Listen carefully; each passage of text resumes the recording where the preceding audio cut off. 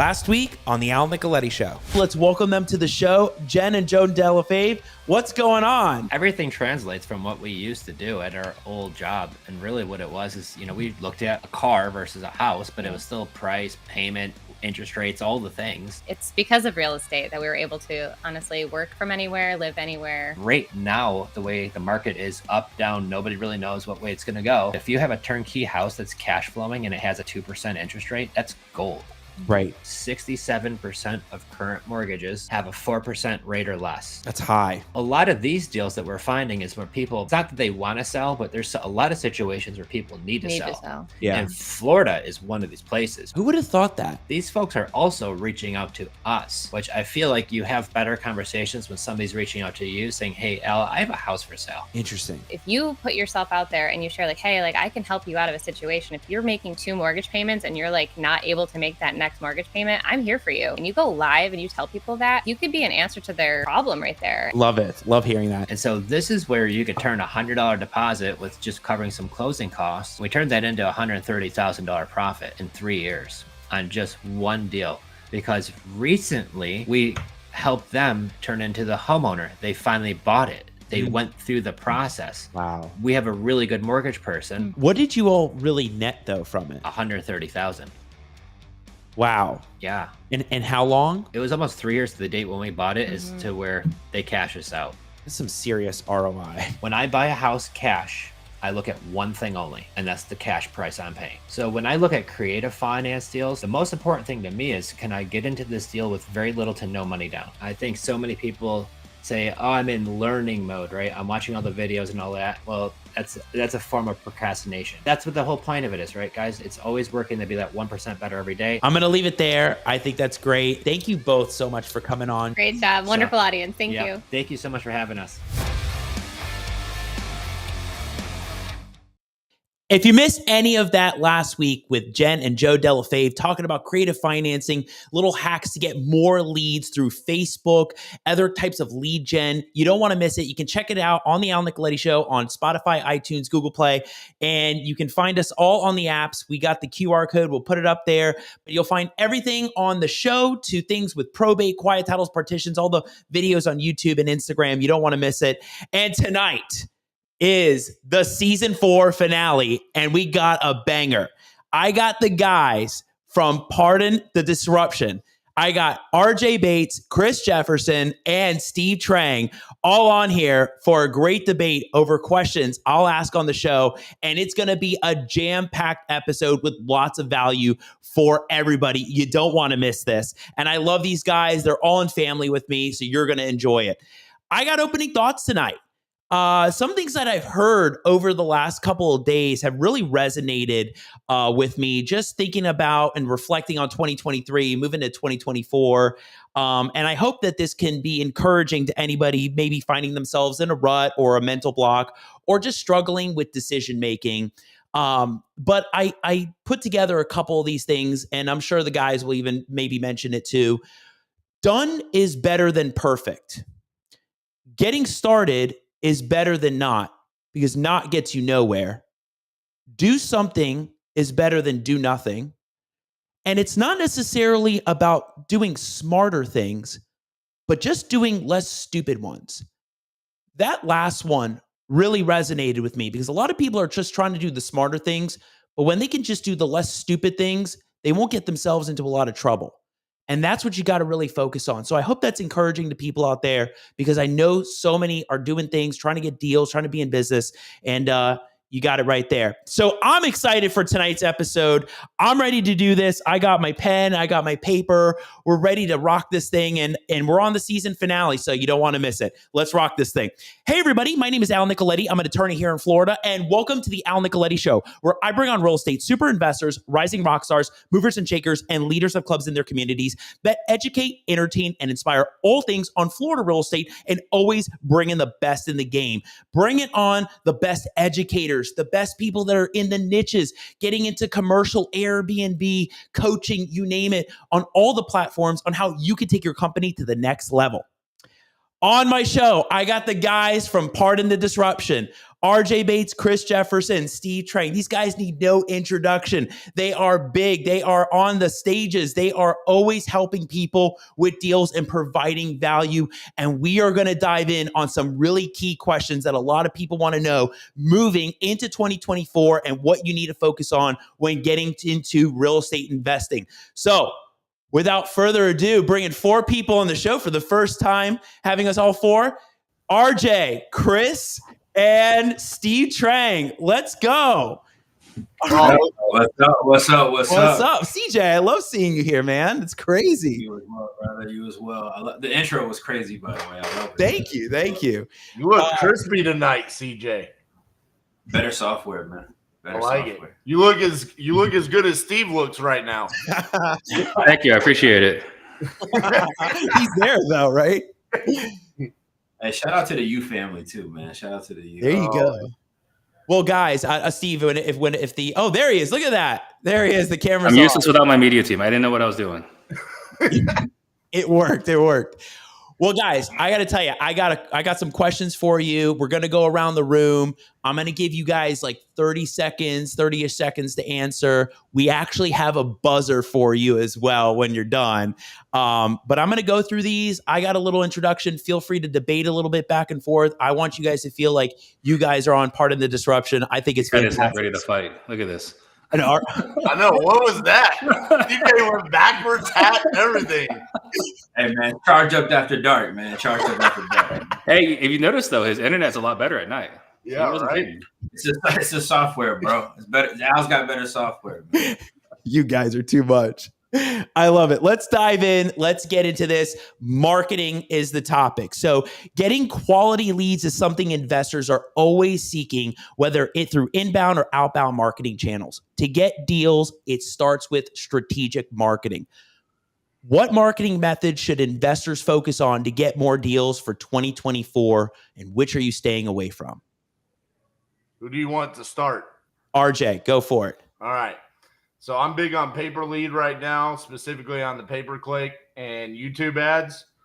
And staying away from, I think you've got to just remove yourself from texting altogether. I mean, it's pretty much died this past year, but I still hear people talking about it.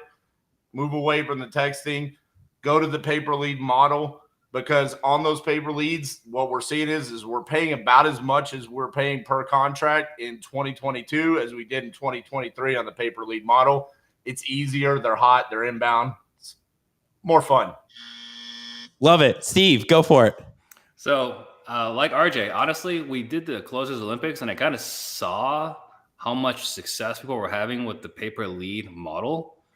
So we added that to our tool belt. So paper lead's been really, really good for us in locking deals up. And there's a lot of people having challenges with texting right now. But I think before we even answer that question, you have to also look at your resources available, right? If you're cash strapped, like you don't want to go straight into pay-per-click, pay-per-lead, you do have to work within your budget. So there's still grit, there's still cold calling. You got to work within your budget.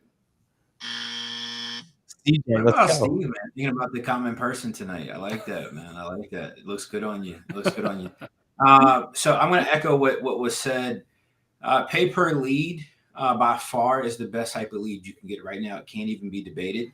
But you got to be able to afford it. All right. Most people can't afford it. All right.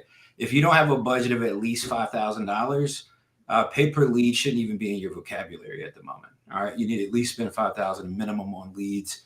If you can't afford that, you should be doing cold calling by far. It's still a great way to get people under contract. It's tedious, it's a headache, but it works. You should be cold calling, and you should be comboing all of that up with a follow-up conversational automated bot. Ask me why I know that. All right, but if you're not doing that, you don't know what you're doing at the moment. Great. All great answers. Yeah, go RJ. CJ, if you take your time, RJ. Take your time. If you need me to come into the U and teach your students how to code on less than a $5,000 budget, I can. Nah, dude, listen. I think that if you tell people to do PPL less than a $5,000 budget, you kind of set them up for failure, bad expectations. It doesn't mean that you can't get deals if you spend less than $5,000. It's just the probability is just not. It's just not there. If you're spending $150, $200 per lead, And that's going to get more diluted as that gets bigger. I mean, let's be realistic, right? As more people go to that exact strategy, we're going to see that here very soon. That's just going to get even more diluted, and that cost per lead is actually going to go up. What makes you say that, Chris? Because it's just how the shifts work in this business, right? 12 months ago, Steve, when everybody was talking about make MLS offers, that's what everybody's doing right now. When Pace came in and said sub two, what did everybody start doing? Sub two. Pay per lead is going to be that next thing. Novations had a glimmer of hope there for a moment. I haven't been seeing Eric Brewer's ads for some reason in a while, so let's get him back. You're not the targeted audience. Well, I mean, he's too expensive for the common person, right? I know he's got his book funnel ad. I see that, but I think that pay per lead is great if you can afford it. Yeah, I think one of the biggest things though, when people are doing PPL, like what Chris is talking about, I have different challenges with PPL. What I have seen historically is PPL. Every new PPL always starts off hot. And then there's more demand. And there's more demand, they gotta give more leads. And it's just a matter of time until the lead quality dies down in PPL. Like every time. Not the cost doesn't go up, right? Lead quality generally goes down because they have to feed it to more people. I agree with Steve. I think the lead quality is going to go down and the cost is going to go down. I've already seen multiple posts where people are saying Lead Solo's charging you $150 per lead. I can give them to you right now for $48 a lead. You know, there's going to be people coming in and trying to undercut that because how hard is it, honestly, to run a YouTube ad? It's not that hard. Well, as somebody who spends a lot of money on traffic every month, by nature, the more money you spend on advertising on social media, the higher your cost per lead goes up. That's how marketing works. So what will happen is the more demand that is present, the more they will have to spend in order to create leads. So the cost per lead will go up. Now, I don't want to blow up anybody's business model, but Steve already said it. These leads only cost like $5 to $20, all right, for them to create these leads. So the markup on it's a good business for them. But as that continues to go up, if they've already gotten used to this sweet markup, RJ, you know capitalism, you talk about it all the time. They're not gonna not pass on the rising cost, bro. They want to keep that same margin because they want to grow profits, not slow. I just want to give a shout out to Michael Foreman for saying Steve equals the fox whale. I don't know what that means, but now you're the fox whale on the comments. I accept it. Man. That's great. There it is, right on the screen right there. Well, and RJ, when you were on the show with Cassie, you were even talking, kind of getting away from outbound, trying to go more inbound. So everybody's got that different business model that they're working on, and some are seeing more of that inbound PPC, PPL leads really take a hold. So it's really interesting to see where you guys are with that. Let's go to the next topic. So one of the hottest trends right now is pad split co-living investment properties for higher passive income over rentals and Airbnbs. Some investors are saying that they are making 3 to 4 times the amount that they would with pad split co-living than on traditional rentals or Airbnbs. Is pad split co-living investment style properties a smart strategy for 2024? Do you like it? Yeah, it's a smart strategy if it's what you're doing and it's your concept. It's not if you're trying to chase the shiny object. I mean, listen, for all three of us, we've been around long enough where we heard this exact same thing about Airbnb. Right. And now look at how many people have lost their tail on Airbnb because, hey, regulations came down on them, right? So, no, I don't like it. I'm not going to do it. I'm just going to ignore the news and keep doing what I do every single day. So I think the lesson we learned from Airbnb was wait and see. Let's see how this is received. Let's see how the community likes it. Let's see how the industry likes it. Let's see what kind of regulations are going to come along, right? Like if you're going to do pad splits, you got to do it in areas that are non-HOA, right? Where like nobody cares, right? Like you're talking about areas where there might be a lot of fourplexes or multifamily and so on, right? I think that the biggest thing for me, because I looked at pad split as an interesting model, you just have to be prepared to invest into the property before you do the pad split, and you have to be prepared to invest into the property when you exit a pad split, right? Because you got to remodel the whole house to look like an adult living facility, right? So without a living room. So just that's something to consider. And I think, just I'm probably super jaded. You know, Chris and I think we've been in the industry the longest here.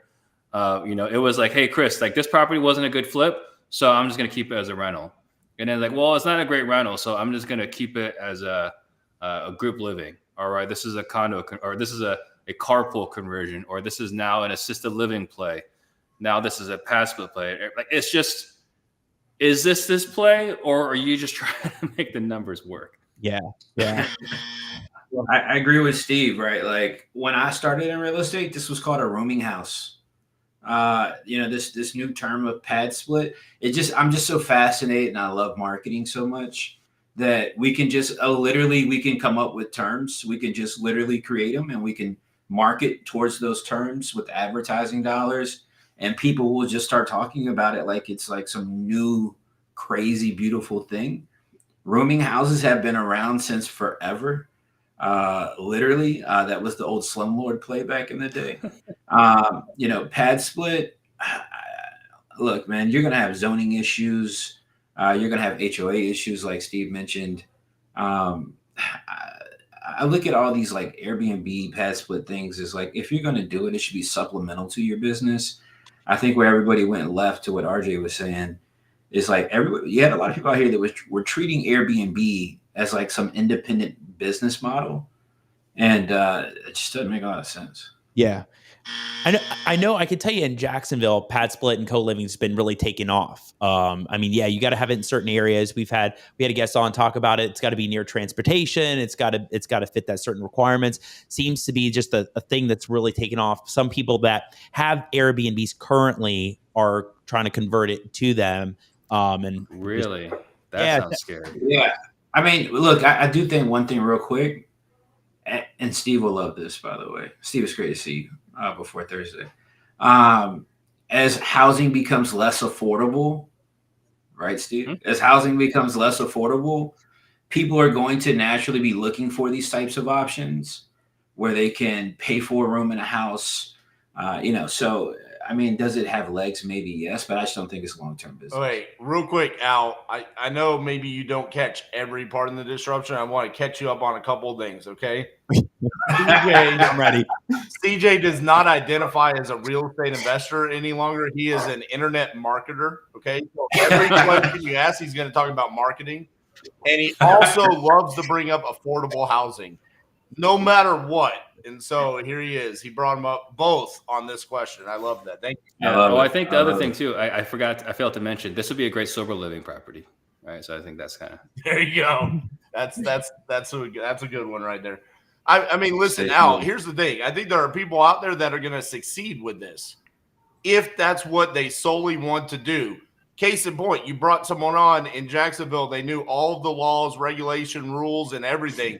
That's probably what I refer to as their hedgehog concept. They're probably not out there doing direct-to-seller marketing for wholesale properties and flips and everything else that what we're doing. So for us, it's like, no, bro, we're not going to get messed up with that. We've seen way too many trends come and go over the years. I had no idea RJ coined the hedgehog concept.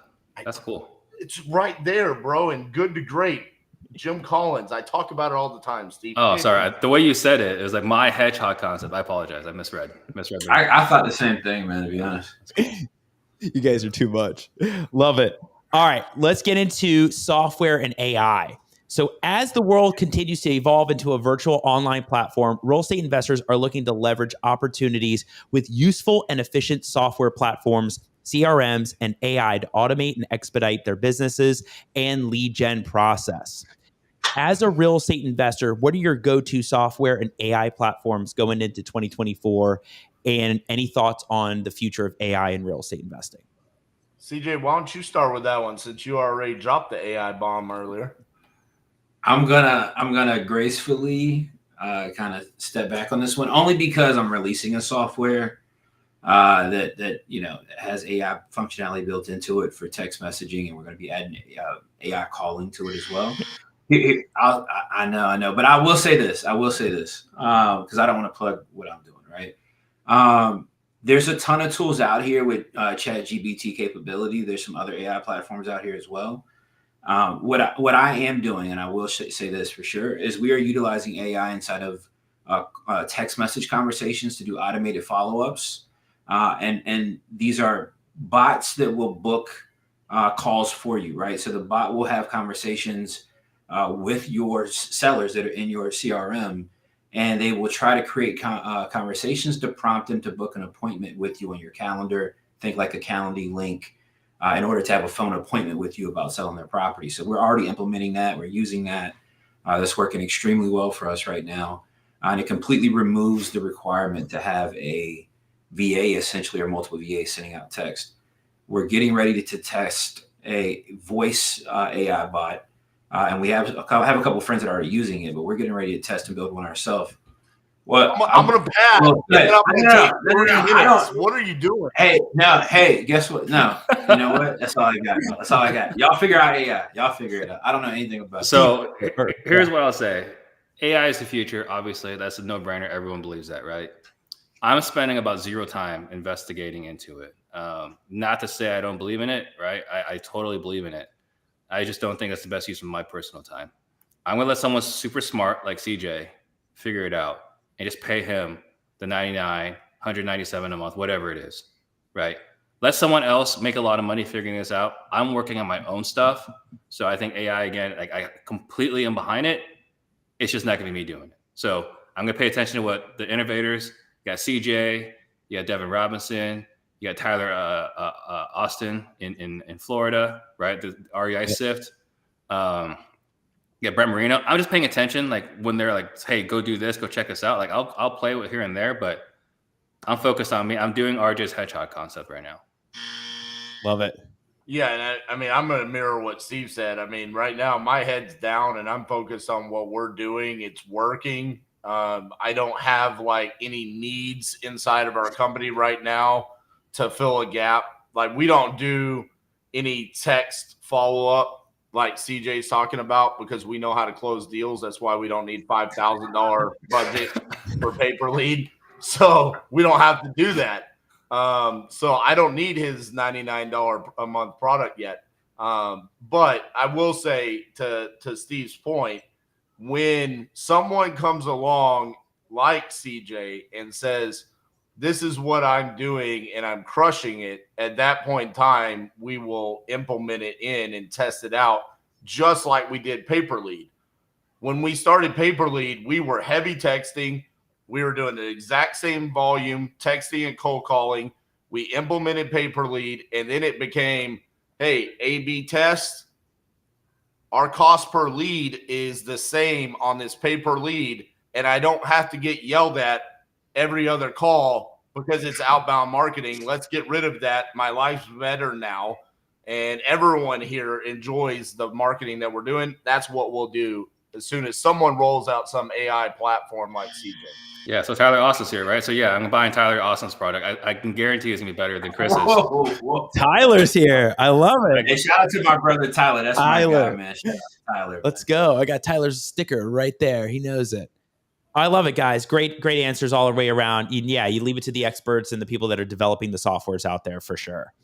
All right, let's talk about untapped markets and hidden niches. So saturation in certain markets is real. Investors are always looking for new markets to tap into and different niches to explore that others are not focusing on. Moving into 2024, what are some markets and hidden niches investors should focus on in this new economic climate? So I'll take a swing at this because I've had this conversation with several investors that I highly respect lately. And there's this, we literally, all of us just said, hey, you should be doing pay-per lead marketing, right? And then we're ignoring the fact that with multiple softwares out there that allow us to comp nationwide with MLS comps, we have pay-per lead models that are coming out. Why are more people not expanding out of their backyard to do virtual wholesaling anywhere? I mean, it was funny. I was talking to another investor that's very well respected, and it was like he was focused on these big markets, the Phoenix, the Tampas, the Baltimores, and it's like, dude, what about Cedar Rapids? What about Tulsa? What about Little Rock? These places that people never talk about. When we talk about what are some of the hidden markets, it's just the like tier 2 markets right below that no one's doing any marketing in.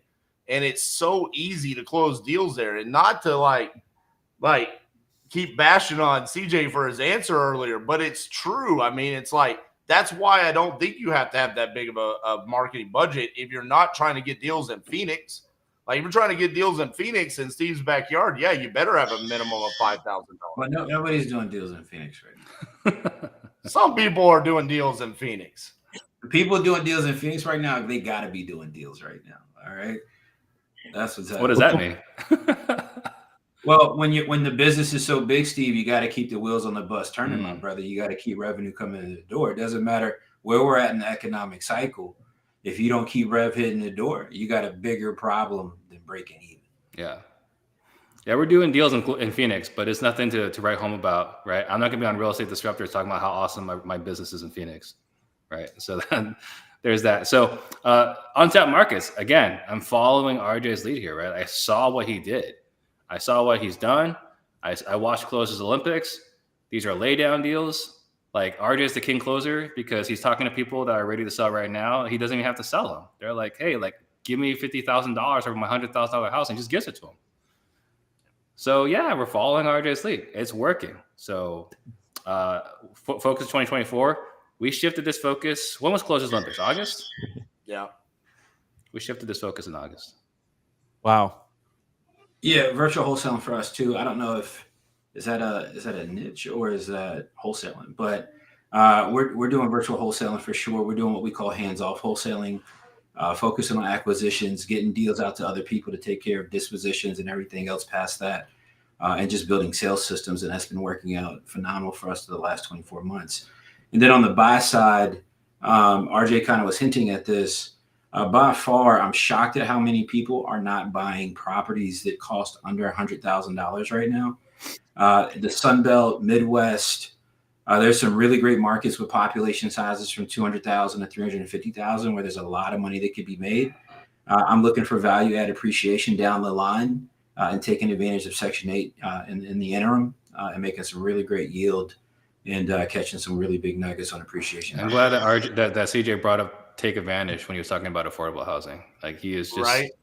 He's just taking advantage. No. What I'm saying, like, yes, I know you're working for $3.50 an hour at this diner, but you're making $30 a night in tips. And by the way, I'm going to buy this house so you can't buy it. Look, the cycle does whatever it does, right? If you can buy a house right now in Birmingham, Alabama for $50,000, you can rent it out for $850 a month or $1,000 Section 8. That's a great deal, right? And what's going to end up happening is Birmingham, Alabama, if you look at the census data, is going to continue to grow.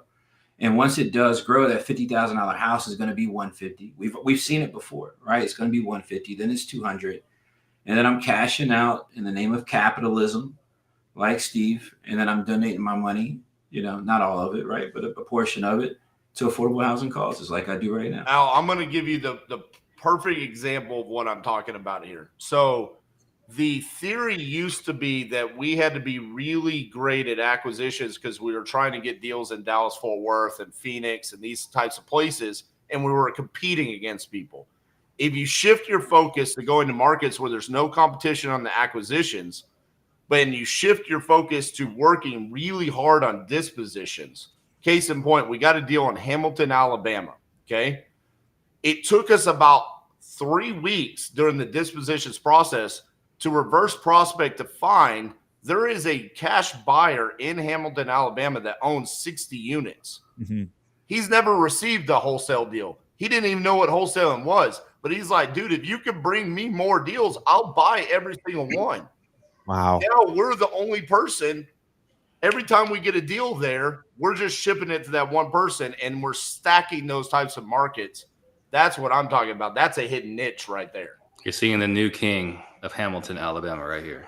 Yes. I will say you guys are right about like the second tier, like the markets that people aren't focused on. Right? I talked to this one attorney yesterday that was talking about how like in Florida you got Palm Beach, Broward, just oversaturated. That investors are starting to focus on Osceola and all these other counties that nobody's even heard of because the price points are way lower, like under 200,000 versus 500 and over.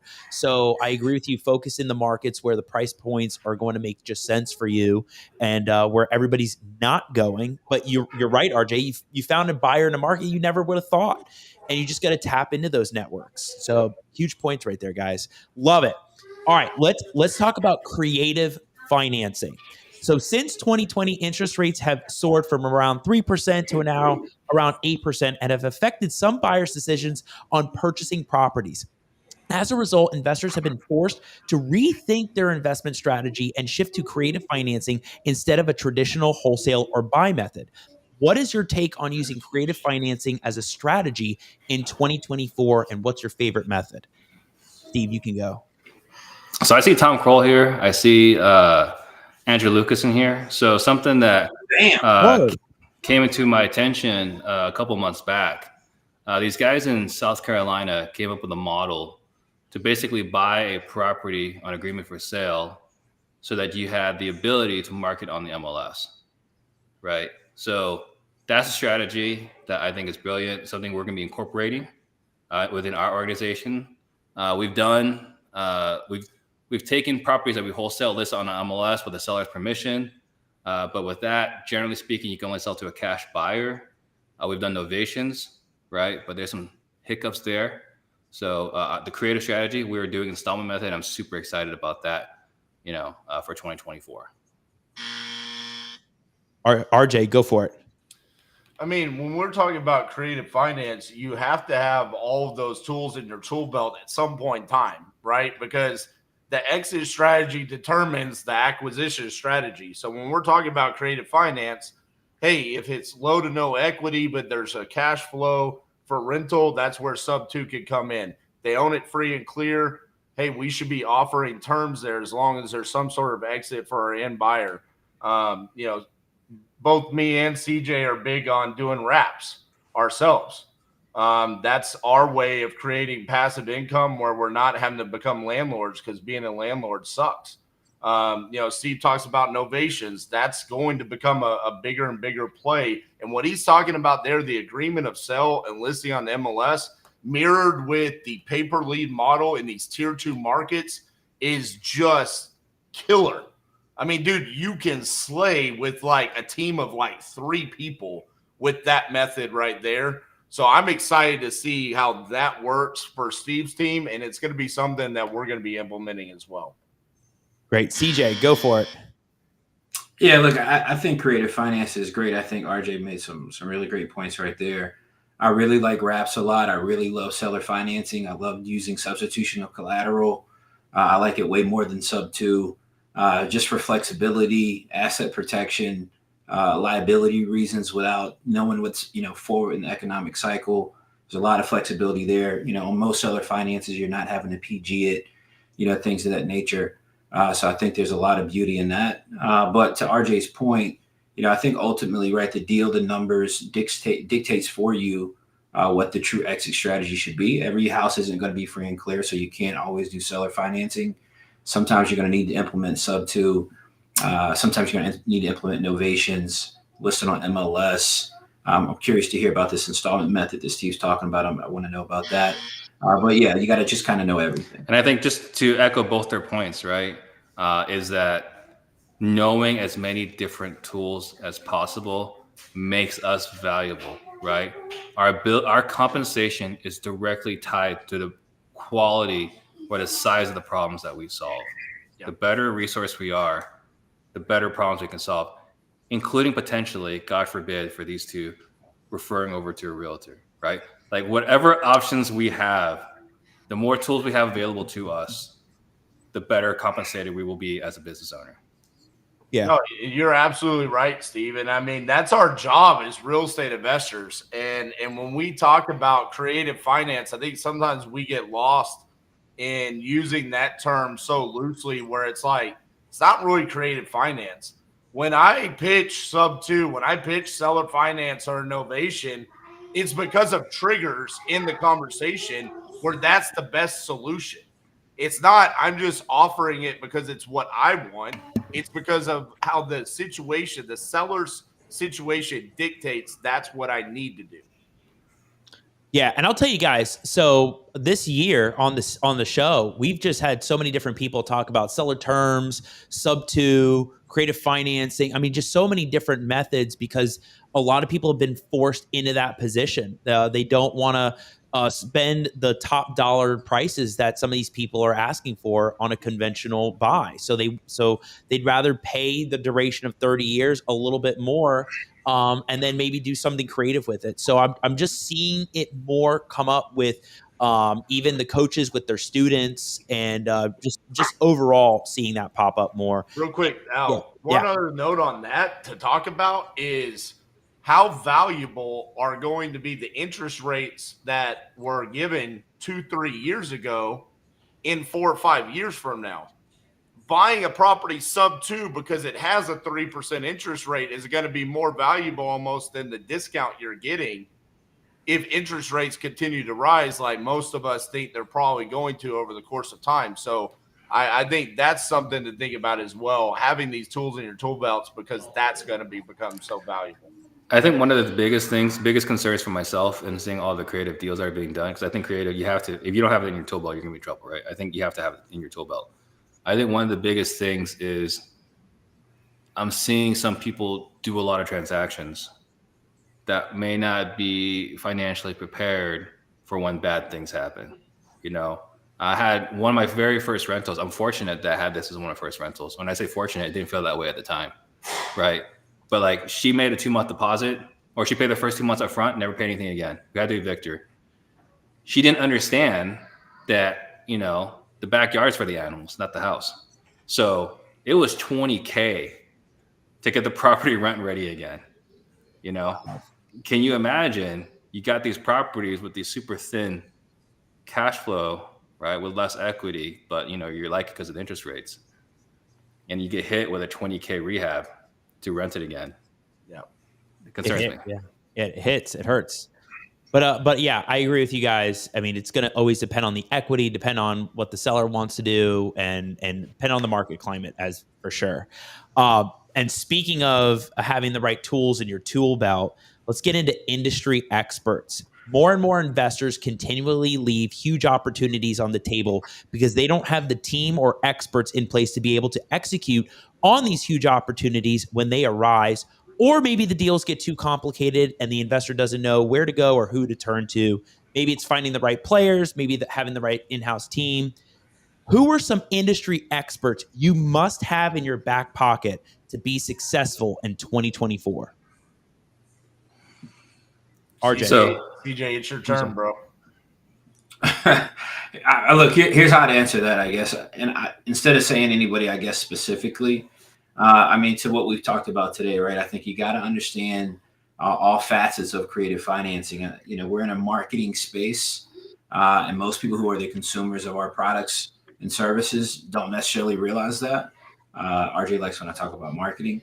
And so what happens is people get so married to one concept or strategy, and they're only trying to learn that singular thing, when it's really not just that, right? Like, it's concepts, like the concept of mathematics and financing in terms applies to multiple types of creative financing, not just sub 2. So I think you got to find somebody that can actually teach you these things. There's a ton of people out there. I mean, we know pace is dominant, obviously, when it comes to sub 2. But I really would be focused there. I don't know that you really need to be focused on much else other than understanding traditional wholesaling and how to do that virtually, right? Without having to RJ's point earlier, physically be there, be in multiple markets across the country, and know how to take things down creatively while protecting yourself and your future, and not being too gung-ho right now. Steve? I mean, there's several names that come to mind, right? So I think really probably the most important thing really is in one particular person is having a tribe, right? Having, you know, being in a mastermind. So you guys have heard me talk about, I'm in Collective Genius, I'm in Family Mastermind, I'm in Super Group, right? So like just having the ability to pick up the phone and call somebody, You know, like I said, I've brought it up. I don't mean to plug RJ. I don't know why this keeps happening, but I've had multiple conversations with them about, you know, doing these weird markets in the middle of freaking nowhere, right? I think that there's that. I've done a couple of deals where I pick up the phone, I call Eddie Speed. Hey, Eddie, this is what I'm walking through. Can you let me know? Am I doing this right? And then I'm gonna selfishly plug myself. You know, I think if you need to get better at sales, I don't believe there's a better person qualified to talk about sales. And then I have said this privately. This is the first time I'll say this publicly. But if you want to get better at marketing, I mean, CJ's world class. He's doing it right. Love it. RJ, go for it. Yeah, I'm going to mirror a lot of what Steve said there. I mean, first and foremost, the community is important. I mean, I just look back at like a couple of things that have happened to me recently, and it's not necessarily the masterminds. It's more about the relationships that you build and try to create your own community. Like Robert Winsley has given me 4 to 5 opportunities because of our relationship as working together inside of Investor Lift, doing lives together, having a podcast, working with Steve, working with CJ. Like I'm actually doing business with these guys. It's not just part of the disruption. And like to Steve's point, yeah, we'll talk about lead Zolo or a deal in the middle of nowhere, but then we'll actually talk about like the real that's happening in our lives. Like we're both dads. Like we both have families that it's like, how do you maintain these high aspirations as an entrepreneur and then also try to be that great dad, you know, and the great family man? And those things are just as important. So when you're talking about industry experts, I think you need to align yourself with people that you can open up and be real with that are actually going to help you become a better person, not just on the business level as well. Shout out to Well Club. Yeah. Lastly, real quick on that, I do think it's important to note, like wealth is created in relationships, not necessarily in knowledge. And I think sometimes people really miss that. And what I'm really hyper focused on at the moment is not being knowledgeable in every single thing, but being able to recognize multiple different types of opportunities and having the relationships and connectivity with the people who are experts in those things, where I can hand those opportunities off to them, create a toll or create some sort of profit for myself in doing so, and continue to move the boat forward in different areas too. Yeah, there's nothing wrong with passing off a great opportunity to someone more qualified to do the deal and get a percentage of the deal. There's nothing wrong with that. Yeah. And to your point, Steve, being in a mastermind is fantastic, right? Like, I mean, there's so many different people that are not doing anything we all are doing. I mean, there's people in software, marketing, leads, or just doing content, you name it, or in the trenches. And then so being in that mastermind really gets you shoulder to shoulder with those experts. And when something comes up, you reach out to them. And CJ's point, which is, you know, find those people that are just really good at what they do in that niche. Like I know there's people out there that'll find an attorney for each separate type of thing, maybe a closing, foreclosure, you name it. Like they'll find a niche for each person, or with branding and marketing. So I agree that I think you just got to be a part of that, build your tribe, be a part of that collective. And that's super important to do. Great answers, guys. I love it. And you see how we're rolling here. You know, I'm not even keeping score. I'm not picking favorites. I'm letting you guys all do what you want to do. If the audience wants to say who the winner is at the end, they can. We clearly know Steve's in third place. That's just Shout out to Steve Trang. I figured RJ was going to get his participation trophy. He gets his participation belt after every closes Olympics. It's really cute. It's about this big. that one. There it is. You guys, I love it. All right, I got a few more questions, and the next one is educational resources books. So continual education on investing, whether business mindset or team building, is essential to running a well-oiled business machine. What are the top educational resources or books investors should tap into in 2024? I think Profit First for Real Estate Investors. Everyone should read that by David Richter, another guy in Family Mastermind and friend of all of ours. I think that's just like, hey, we go out and we have the opportunity to make millions of dollars. We need to figure out how to keep it, right? I think that's important. And then on the outside of real estate, 2 books that really meant a lot for me. So if you're watching this or you resonate with like my personality, Extreme Ownership and Relentless. Those are 2 books that have meant a ton to me on just kind of establishing who I've been since 2019 as a person. Kind of really shifted my mindset as a business owner. So I recommend those 3 books. I can't wait for the day when RJ becomes a cleaner. So for myself, I really loved Rigging the Game. It really caused me to sit back and reflect, like, am I doing what I want to do, or am I doing what I think I'm supposed to be doing? Am I doing because I'm following everyone else? Am I chasing, or is this actually in alignment with my actual personal goals? How Leadership Actually Works is written by another Navy SEAL, Larry Yatch. I had the opportunity to have him come into my organization and teach us all leadership skills. It was actually one of the best investments I've ever made.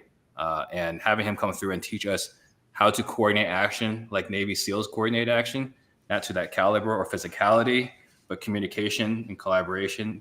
I think that was one of the best books or best lessons I learned. So I would say 2 of the biggest books that made impacts for me in the last 12, 24 months is those 2. Love it. Great answers. That's really interesting, Steve, with the Navy SEALs. You had them come in and really teach the team like that method. That's just different.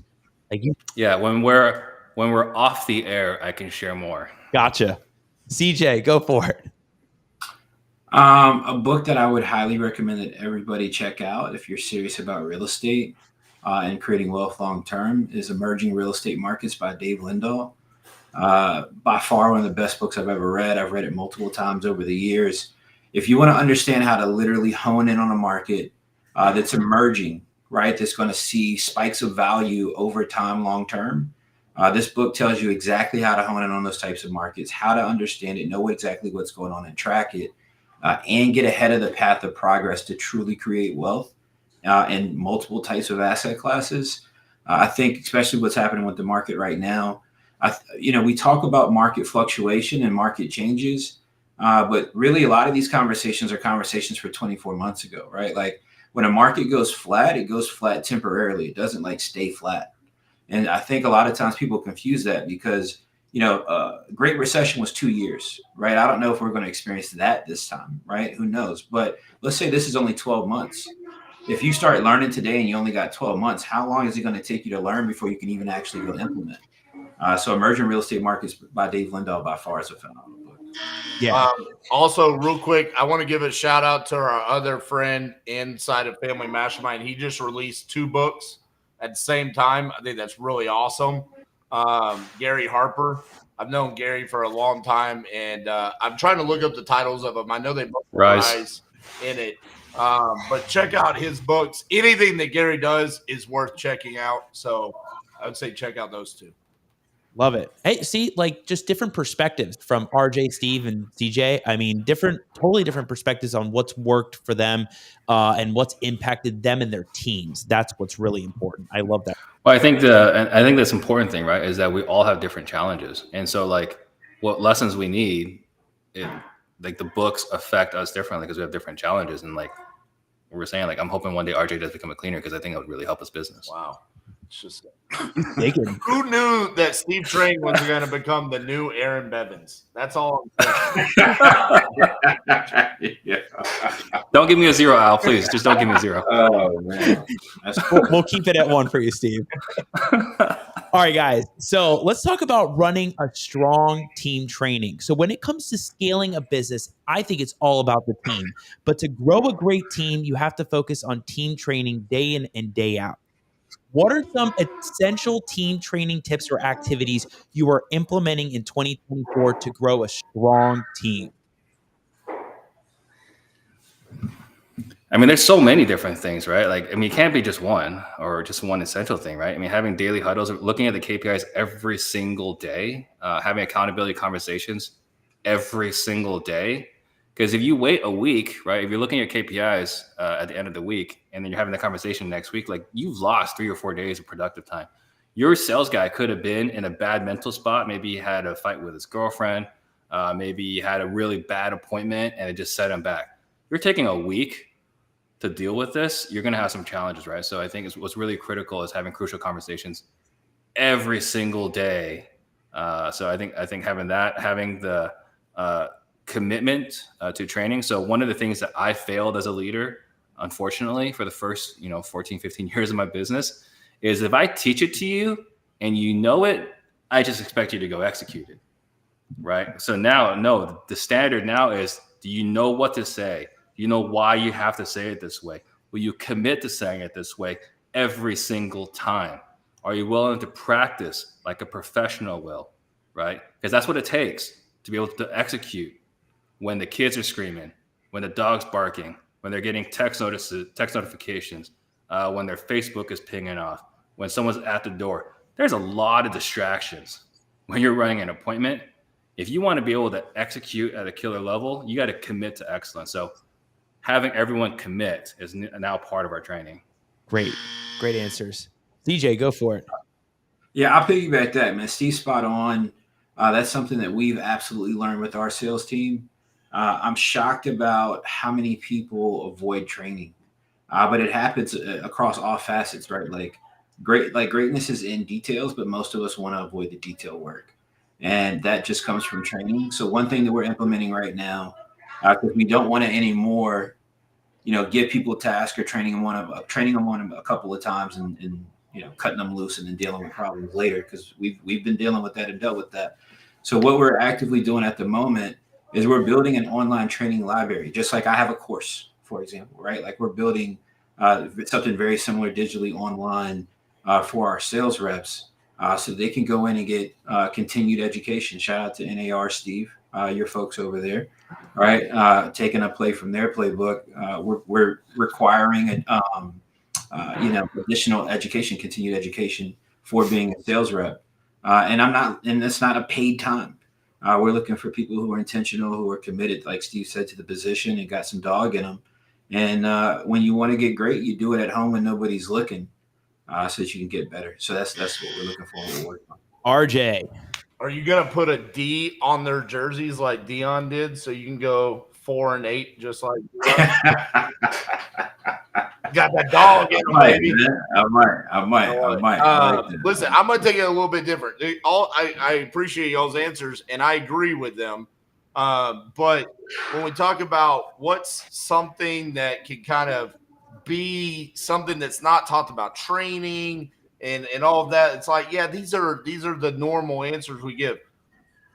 The morale in the office, I think, is important. And like, I constantly want to make sure that the team that I have here wants to show up every day because they're enjoying it. So we want to win and we want to laugh and we want to have a good time. I think one of the things, like me and Cassie are so intense that at times we've lost who we are as people. And so one of my focuses over the past year has been like constant having fun in the office, humor. Like, dude, we literally created a company-wide HR box where all you put in there is a roast of someone else on the team, and then I read them out loud in front of the whole team, and we all crack up, dying laughing for 10 minutes, and then it's back to work. So having that morale where it's like, hey, everyone enjoys being here, and they feel a part of the team. I've been in so many different offices where I've seen, like, no one talks to each other. Like, no one actually likes each other. It's my job. It's like, no, this isn't. I don't want them to think that this is their job. I want them to think that this is their career and it's what they want to do. The only way they do that is they feel a part of the family. Sorry, made you feel that way at a family mastermind, RJ. Yeah, I mean, you're right, RJ. Right, having those fun activities to make them feel like they're a part of something rather than they're in the grind every single day. I mean, that's so important. It's hard when you run a virtual team. Some offices are virtual. Like, how do you guys get together? It's either a Zoom party once in a while. You're on the phone together. And so even for me in the law firm, I mean, for the end of the year holiday party, we're actually all going to meet together and go do something fun, whether it's arcades or axe throwing, you name it. I think it's important to just do different things, have fun activities so you guys can just feel like you're a part of it and get the team all together. I love that. Yeah. Like Yeah. Cassie just went out of town, right? And one of our guys, but two of our guys dog sitted her dog.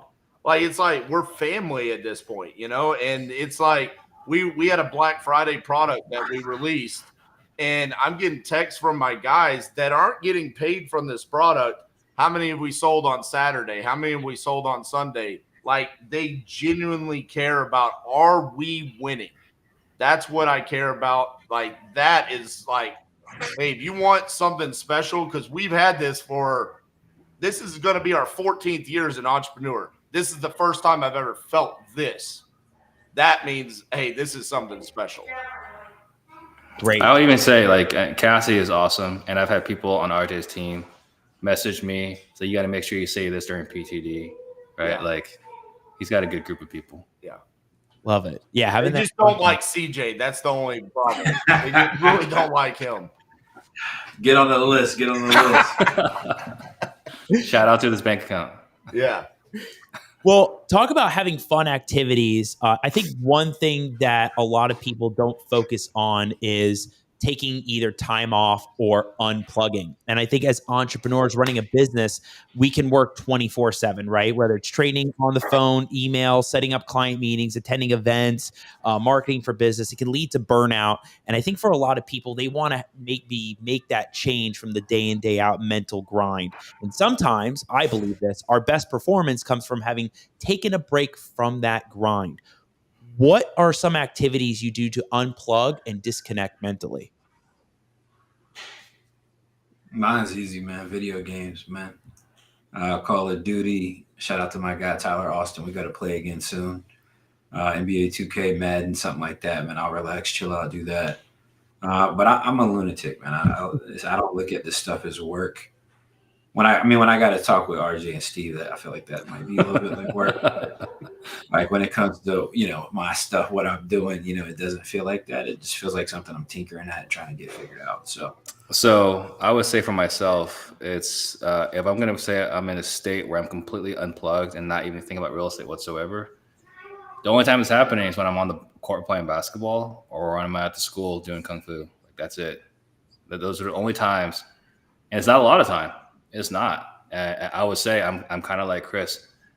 I can continue grinding. I'm not sure it's healthy, so I'm probably not the best qualified person to answer this question. Yeah, but I can grind 24/7. It's not work. So yeah, RJ.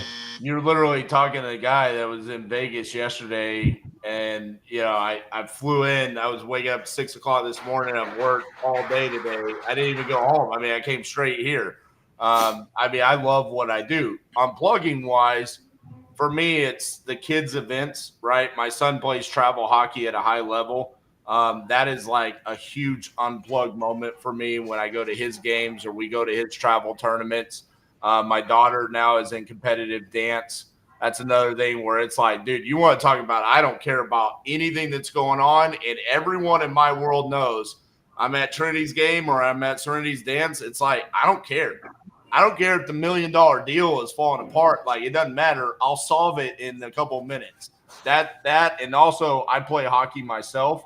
So kind of to Steve's point, when he's on the court, when I play hockey, it's like, dude, I'm out here, I'm competing, I'm just having fun. And it's just, I'm not thinking about that, but it's few and far between. It's mainly kids and sports related. Those are like my big unplug moments. Oh, so you guys answer the questions. You guys do unplug. You disconnect, right? Yeah, shout out to roller hockey. What? Roller hockey? It's called field hockey, Chris. Come on. I play roller hockey too. I'll get down with that. I got my. Nah, that's what I'm saying. Shout out to roller hockey. Yeah. Hey, I will say this. I think all of us are probably underestimating how good we are at unplugging when we do unplug. Right. We probably don't give ourselves enough credit on how fast we can recharge our batteries to go do what we do all of the other time. Yeah, absolutely. We all grind, right? It's just those little moments that can make that difference. And I think there's just even some people that don't even do those. They don't even focus on those because they're just so in that mental grind every day. So whether it's video games, basketball, kung fu, hockey, you name it, those are just different ways that you can unplug just a little bit to recharge and kind of move. So, guys, wow, let's tally the score. Let's see who the winner is. I don't even have a sheet. But I gotta say, guys, this was a lot of fun. I'm so happy we got to do this. RJ, thank you for getting the guys on and helping me rally them on the show. He gets the participation trophy for that, Steve. Shout out to you, I'll Al. put Man. it We right appreciate back you. here. Yeah. And I gotta say, guys, the comment box blew up. I even got a trophy for I've received 100 messages with Restream today.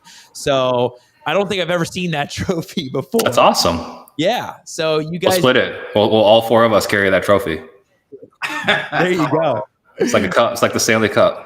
Yeah. I mean, you guys had Tyler and Tom Kroll, David Olds was watching, Stephanie Shepard was watching. I mean, Mighty Mike, so many different people. I wish we can get to all the comments, but I just got to say thank you guys for coming on. And as I do at the end of my show, I do a final words, final thoughts, and I just want to get one from each of you before we hop off for the season finale. Steve, I'll start with you. I mean, you guys can kind of see, right? I mean, we've got this little bit of camaraderie, CJ, RJ, myself, and the rest of the PTT crew. Like, you get to go out there and find your tribe. You don't need to go at this alone, right? And if you don't feel like your tribe is right for you, you don't feel like your tribe's in your corner, go make your own tribe. Like, I saw someone make a post the other day. I was like, it sucks to have to go back to go get a 9-to-5 job, right? And for me, my word of encouragement to her is like go do you. Like, don't feel bad. Don't let anyone make you feel guilty or shame, right? Like, you do what you got to do, what's best for you and your family. So I say, if you're struggling in any way, find a tribe. I think that's one of the best things you can do for your mental health and for your encouragement. Awesome. CJ. Yeah, I would just say, man, I deal with a lot of people who are new to the business. I was once new to business myself. And a lot of people have this thought, I once had it too, that there was like some spot that you get to and like everything like becomes easy, like it's not difficult anymore. Like it's just like that dream of entrepreneur bliss that we believe exists somewhere. So I'm just want everybody to know that it never gets easy. If anything, quite frankly, it gets way harder. Biggie said more money, more problems, and that's a fact. So, stay locked in and stay solid, stay grounded in what you're trying to do, whatever that might be, whatever niche it is. Just keep plugging through it. We don't know what's coming, right? It might be a breeze. It might be a blizzard. But whatever it is, man, grab your tribe, strap in and make some things shape. Love it. RJ. Yeah, I did a video on this the other day, but the actions that you take today are going to be the results that start your 2024. So don't wait until January 1st to start your 2024. We talked about the strategies moving into the new year. Start by taking action today. We basically laid out everything that we feel like you should be doing, it from marketing, closing, who you need to be aligning yourself with. And to Steve's point, go create your own tribe. Steve did that. Shout out to Steve for putting that together. And we're missing a couple of our brothers here tonight: Matthew Potter, Leon, Eric, Jimmy Freeland. The Part of the Disruption group has been amazing to be a part of. And shout out to Steve to getting all of this started and making this possible. Yeah. And if you guys don't know about it, Part of the Disruption, you got to check it out. Steve, I think it's on your channel, right? They got to go to. It's up. If you go to YouTube and do Part of the Disruption, you should find it. It should be the top channel. Yeah. I mean, it's hilarious. Great group of guys. And last thing. Shout out to Steve for being the guy on the Zoom that has some kind of kitchen activity going on in the background. What is happening in your house right now? Listen, it's 4-on-1. It's 4-on-1. I don't know what you want from me. Guys, this was a blast. Thank you all for coming on, hopping on, and love seeing you guys at Family Mastermind in the spring and in the fall. So I'll see you guys again in the spring when it comes up. But just thanks again for always providing value to investors out there, your students, and just love what you all are doing. Thank you, Al, for having us. Thank you All guys. right, guys. Much See love. you guys soon. Appreciate All it. right. Take care. All right, everybody. Wow. I mean, look at that. 4 people on one. You got CJ, you got RJ Bates, you got Steve Trang. If you missed any of the episode going through strategies for 2024, you got to go back to the beginning, diving in on little tips and tricks along the way on various topics and what RJ and CJ and Steve are seeing all around the country in their markets and what other investors are doing. You don't want to miss it. And you can check out all of our content and support the show. Find us on iTunes, Spotify, Google Play, all there. And of course, Al Nicoletti has closing thoughts for season 4. I always do the opening thoughts. I got closing thoughts. And I actually had to write this down. There was no way I was going to riff this. If I riffed it, Mike and I would have been talking about it after. So I got to say this. I wrote it down. Growing a business, a law firm, a marketing department, filming content, hosting a podcast, traveling and speaking at various events this year has been anything but easy. I truly believe there are certain essential qualities you must have to successfully pull this off. I even have all of them right here, but I'm going to get to the point. There are certain ones, but I truly believe after sitting around one weekend in October that the most essential quality for doing these kinds of things is having a strong team. It really is about the team, not about a group of individuals. And without a strong team and the incredible fans and followers that watch this show, the podcast would not be possible. Between the team and all of you that have been watching tonight, that watch day in and day out, the super fans, it's surreal. What we go through here week in and week out is unbelievable. And my team is incredible in what they do. So thank you, Michael Williams, for being here, 8 p.m., setting up an hour before, doing all the micro content, setting up the last week on the Al Nicoletti Show. I mean, every week we're seeing it. Incredible. Thank you for always doing that. Thank you for even the whole hosting, right? With the buzzer, tonight. Mike's behind the mic doing the buzzing. And so thank you for doing that, man. Really appreciate that. Taylor Nasta, thank you for putting up with me and getting all the guests booked and the calendaring and setting up the events and just moving things along, getting all the troops in order and just really pushing this show together. It's fantastic what's happening.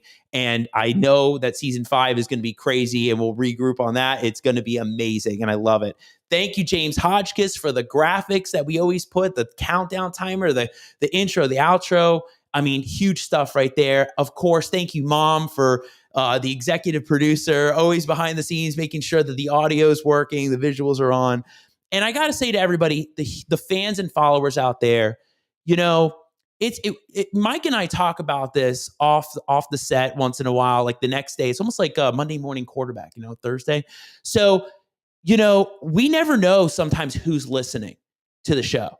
And then all of a sudden somebody will say, hey, we heard the podcast. We heard your show on iTunes, Spotify, on YouTube. And we are just so amazed by that. We're so grateful for that. And I got to say a huge shout out to the super fans that have been out there. Teresa, thank you for always being on, always doing the recaps. Dan McDuffie, I see you out there. Juan Gomez, I know you're out there, and we both know Jimmy's watching. He's listening. He's got his AirPod in, listening to the show. We know it. John Lubin, Eric Melton, Mark Rotto, and Dominic, the killers out in Southwest Florida, just to name a few, and all the amazing fans, the guests. Think about the guests we've had on this season, right? Like the time that they've had to come on the show and provide the value. If you missed any of that, you got to see these people. Like the guys were talking about Tyler Austin. I mean, what an episode that was. With personal and business, I mean, just mind-blowing stuff. We have learned so much this season, I think more than ever. And I just want you to all know that we will continue to bring on the very best guests that we know will bring real life value to you, your family, and growing your business. And all of us here on the Al Nicoletti Show team cannot wait for season 5 and show you what's coming next. And with that said, I just want to thank all of you for watching. Love you all. We'll see you for season 5. And with that being said, Al Nicoletti is signing off for season 4. Have a great night, everybody. Take care.